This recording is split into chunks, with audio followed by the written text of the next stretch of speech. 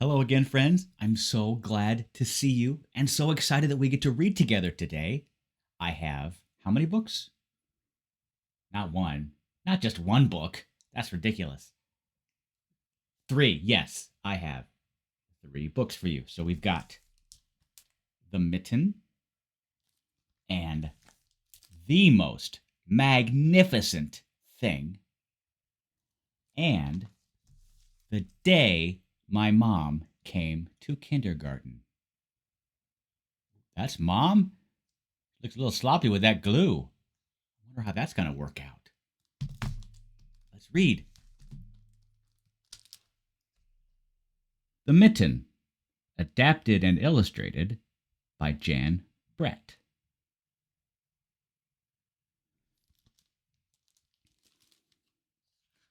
This book has a lot of tiny pictures for you to look for while I read it.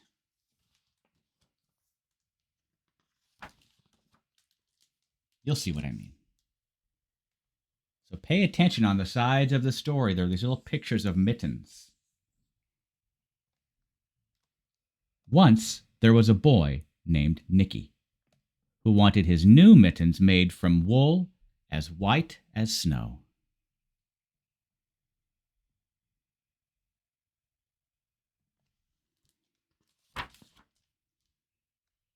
At first, his grandmother Baba did not want to knit white mittens. If you drop one in the snow, she warned, you'll never find it. But Nicky wanted snow white mittens, and finally, Baba made them.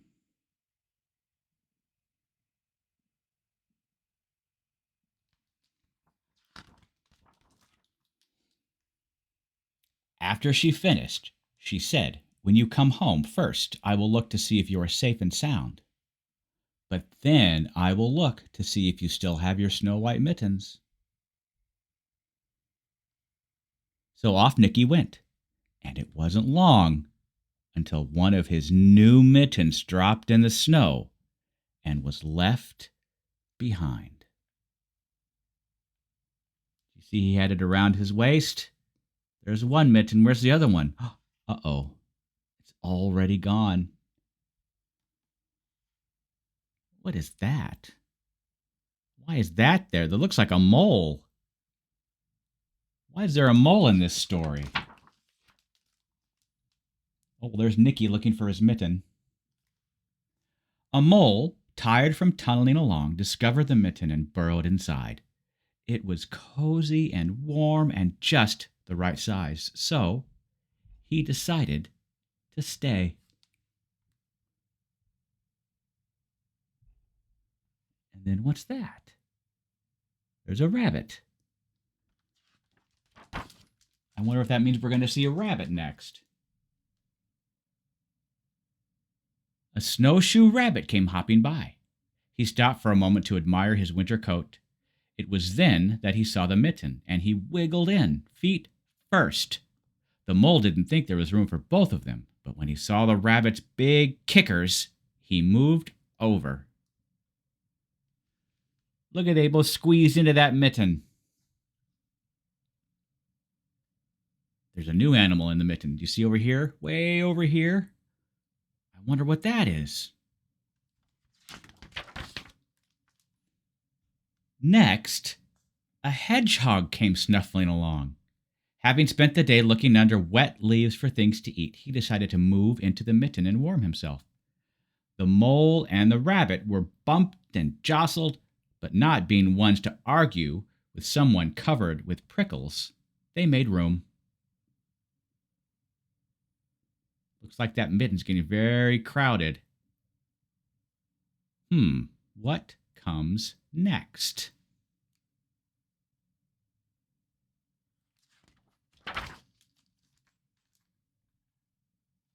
As soon as the hedgehog disappeared into the mitten, a big owl, attracted by the commotion, swooped down. When he decided to move in also, the mole, the rabbit, and the hedgehog grumbled. But when they saw the owl's glinty talons, they quickly let him in. How is everybody fitting inside that mitten?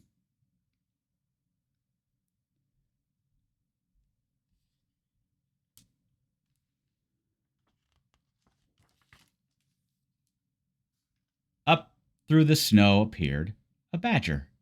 He eyed the mitten and began to climb in. The mole, the rabbit, and the hedgehog and the owl were not pleased. There was no room left. But when they saw his diggers, they gave him the thumb.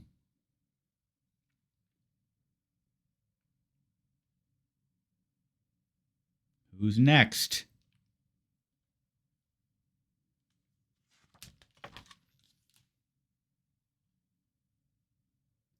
It started snowing, but the animals were snug in the mitten. A waft of warm steam rose in the air, and a fox trotting by stopped to investigate. Just the sight of the cozy mitten made him feel drowsy. The fox poked his muzzle in. When the mole, the rabbit, the hedgehog, the owl, and the badger saw his shiny teeth, they gave the fox lots of room.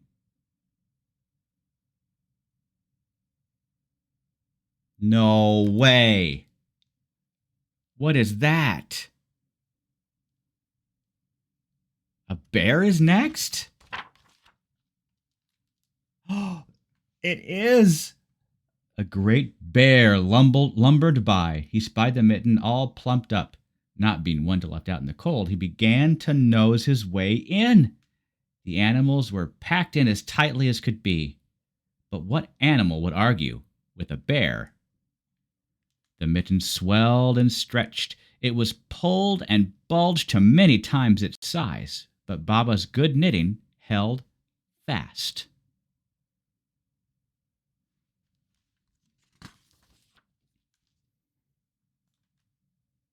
Along came a meadow mouse, no bigger than an acorn. She wriggled into the one space left and made herself comfortable on top of the great bear's nose. Boop.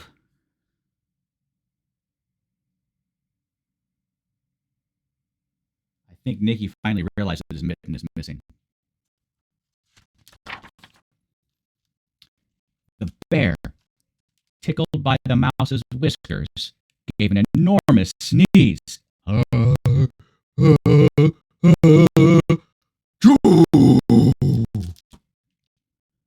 force of the sneeze shot the mitten up into the sky and scattered the animals in all directions.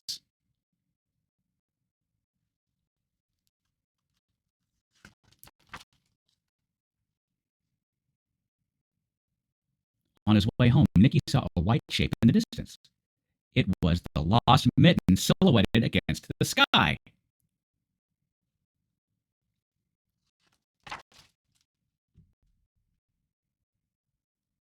As he ran to catch his snow-white mitten, he saw Baba's face in the window. First, she looked to see if he was safe and sound, and then she saw that he still had his new mittens.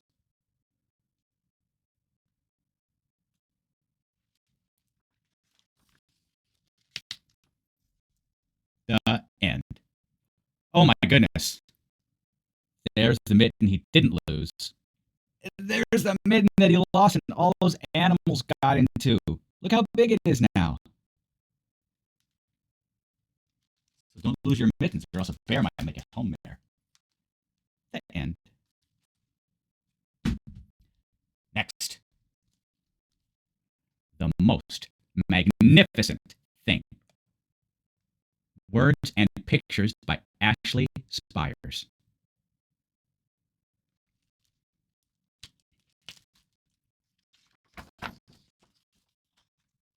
With the dog. Maybe he's the most magnificent thing.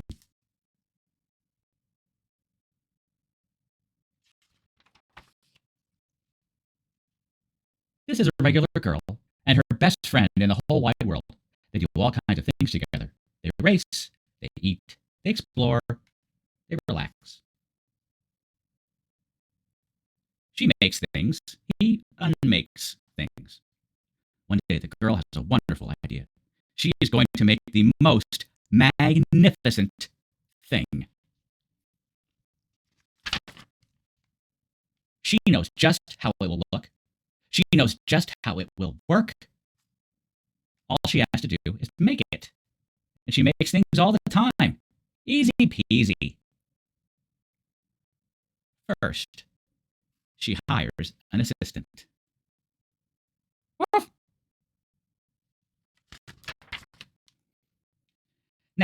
they gather their supplies. They set up somewhere out of the way and get to work.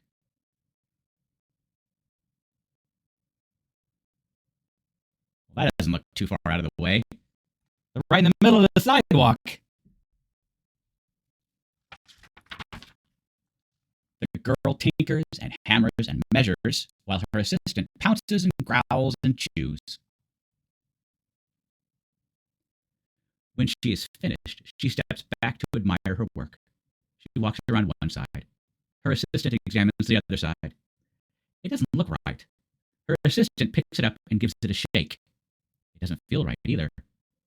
They are shocked to discover that the thing isn't magnificent or good.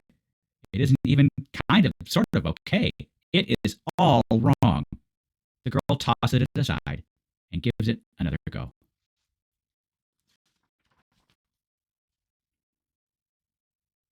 She smooths and wrenches and fiddles. Her assistant circles and wags and tugs. When she's finished, she stands up and takes a long look at it. Her assistant gives it a nudge with his paw. The thing is still wrong. She decides to try again. The girl saws and glues and adjusts. She stands and examines and stares. She twists and tweaks and fastens. She fixes and straightens and studies.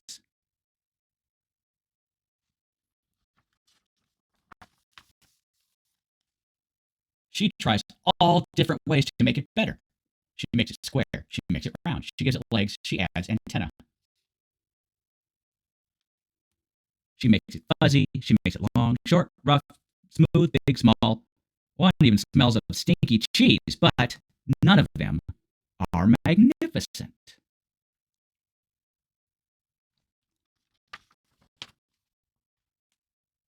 Her hard work attracts a few admirers, but they don't understand. They can't see the magnificent thing that she has in her mind. She gets mad.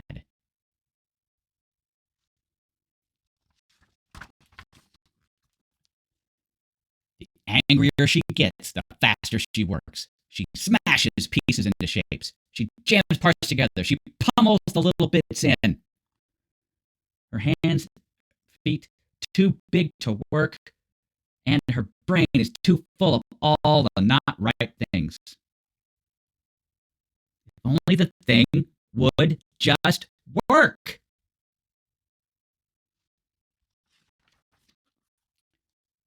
Crunch! Look, she caught her finger between two pieces. The pain starts in her finger. It rushes up to her brain, and she explodes. It is not her finest moment. I'm no good at this. I quit. Her assistant suggests a walk.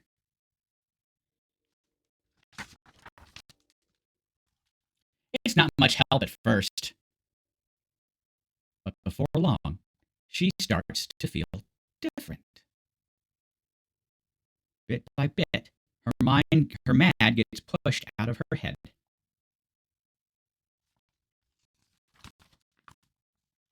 As they stroll along, she comes across the first wrong thing she made.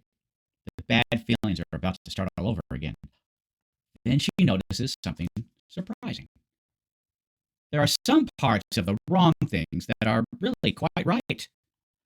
The bolts on one, the shape of another, the wheel to seat ratio of the next. There are all sorts of parts she likes.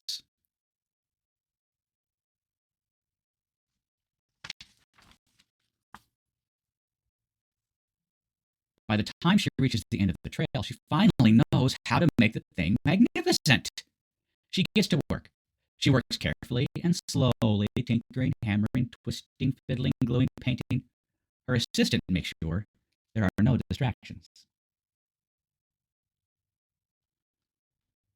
This is the perfect thing to ward off bears. This will stop that leak. This was all wet.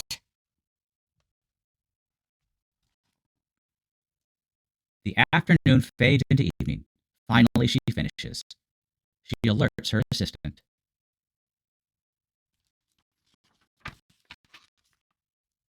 The pair take a good long look.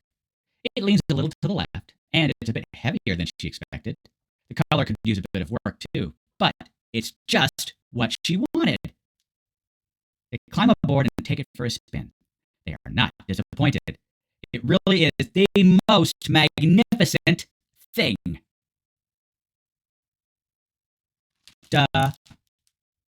End. One more book. Don't go anywhere. The day my mom came to kindergarten. Words by Maureen Fergus and pictures by Mike Lowery.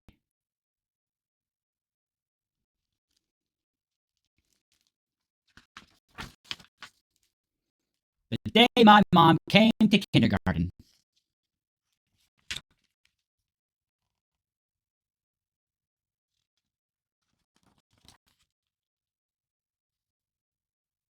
My awesome backpack.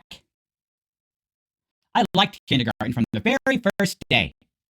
It was better than a dinosaur museum, a circus, and a super duper mega 3-scooper ice cream sundae.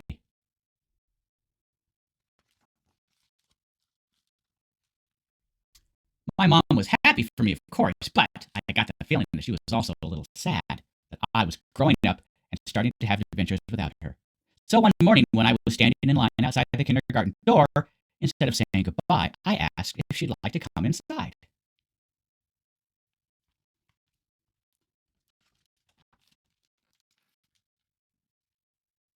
She was so excited that she completely forgot her manners and tried to barge in at the front of the line. I'm sorry, Mom, but you need to go to the back of the line, I said. Otherwise, it wouldn't be fair to the rest of us.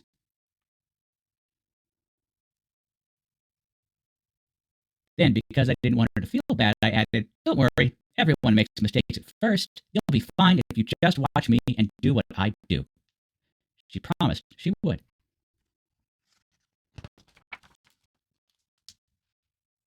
But I guess she forgot her promise because she walked right into the classroom without even taking off her outdoor shoes.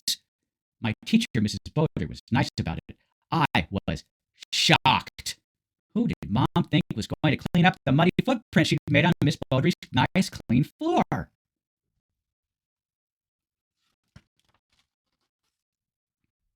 Mom, I whispered as we settled onto the carpet for our letter of the day activity. School is nicer for everybody if you try to be considerate of others. She promised she would make an effort. Does anyone know a word that starts with the letter D?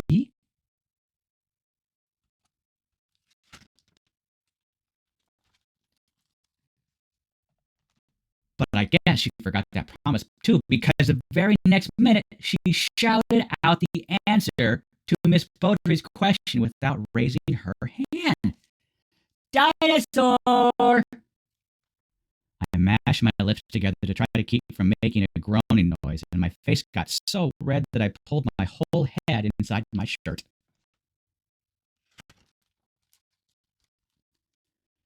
My mom looked down into my shirt where my head was. She apologized for not waiting her turn to speak. I peeked up at her and pointed out that she wasn't paying attention to Miss Beaudry. Talking while Miss Beaudry is talking? I whispered. Very embarrassing, Mom. It was hard to believe that she'd ever been to kindergarten. She didn't even know the basics. Our rules.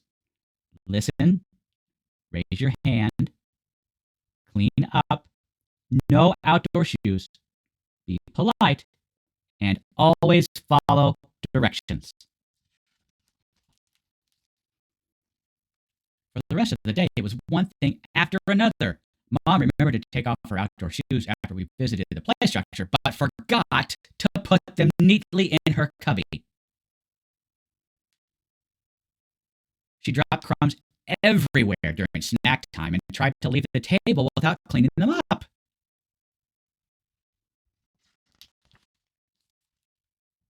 when we were in the library, she kept forgetting to use her indoor voice, and she talked to me all through story time.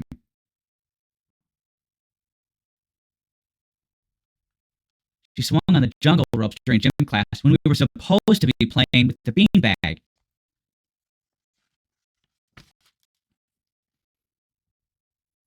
During music class, she went to the bathroom without asking permission and then dawdled so long on the way back that she missed her turn on the bongo drums. And when she was having trouble with the scissors during craft time, she made a loud huffing noise and slammed them down on the table.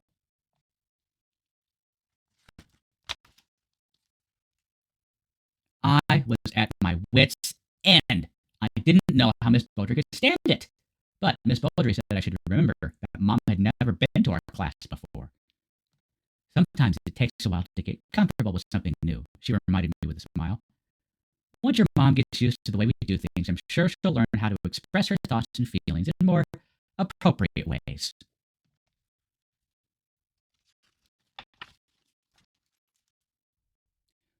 We agreed that we should give Mom a little more time to figure things out. And I'm glad we did, because guess what? She got a lot better after that. During playtime, she wanted to use the blocks to build a skyscraper, but because everyone else wanted to build a castle, she agreed to help.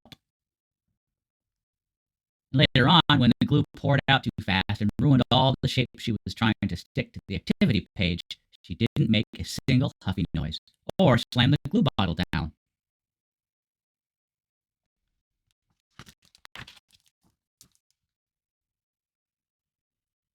I'm proud of how hard you tried today, Mom, I told her as we were getting ready to go home. You can come back tomorrow if you want. Thank you, honey, she replied, but I think it would be better if I only came back to visit once in a while. I can tell from the size of the chairs around here that kindergarten is meant for people much littler than me. And besides, kindergarten is hard work.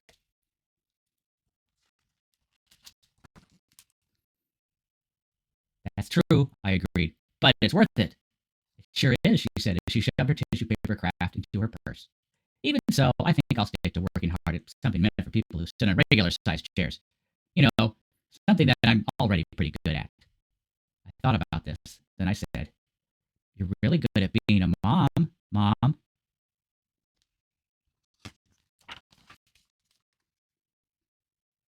She said I was really good at being a kindergartner, crumpled some important notes from Miss Beaudry into her pocket, and gave me a big hug. As I hugged her back, I whispered, "Now, please take your place in line, Mom. Miss Beaudry won't dismiss us until you do." Oops. And no more books. Time to sing. Stick out your fist like this. Pretty good. Stick out your pointy finger. Boing, and your pinky finger. Boing, and now your thumb finger. Boing, and this means I love you, because I do. Here we go. Let's ready to sing. I love you. Goodbye. I love you. Goodbye. I love you. I love you. I love you. Goodbye. Goodbye. I will see you next time.